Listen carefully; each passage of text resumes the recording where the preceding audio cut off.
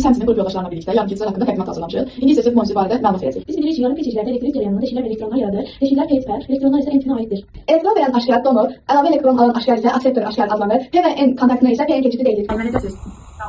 Sağ olun. Yaxşıdır müəllimə. Biz təcrübəni apardıq, bütün uşaqlar buradaydılar. İndi ayağını zəhləmə qalmışıq, bir də ana da bizə kömək elədi təcrübədə. Hə. Bir də divar qəzetimizi tamamlamaq üçün içimiz qalmışıq. Anam da sizinlə danışmaq istəyirdi. Tamam, müəllimə, aşağınız xeyir. Bəli, biz də mən də qoşulmuşam, mənim üçün də xoş oldu. Allah xeyir, çok güzel, çok sevindim. Çok sağ olun, ben de size teşekkür ederim. Çok sağ olun, müəllimə. Minnətdaram. Yəni bu da divar qəzetimizdir.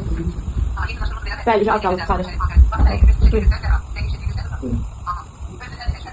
Bunları çıxartmışıq, bunları da özümüz yazmışıq. Yuxarı da özümüz yazmışıq, bunları çıxartmışıq. Onu da hazırlamışıq, o da Nuray'da, o da videosunu çəkəcək, birləşdirəcək. Bəli, bizə çox maraqlı oldu. Aydın ki, çox sağ olun. Ayağım da burada da Zəhra. Salam müəllimə, yaxşıyam, sağ olun, siz necəsiz? Bu da Zəhra. Xeyr müəllimə, asan idi. Qəşəng bizə də maraqlı oldu. Qəşəng vaxtımızı əyləncəli keçirdik.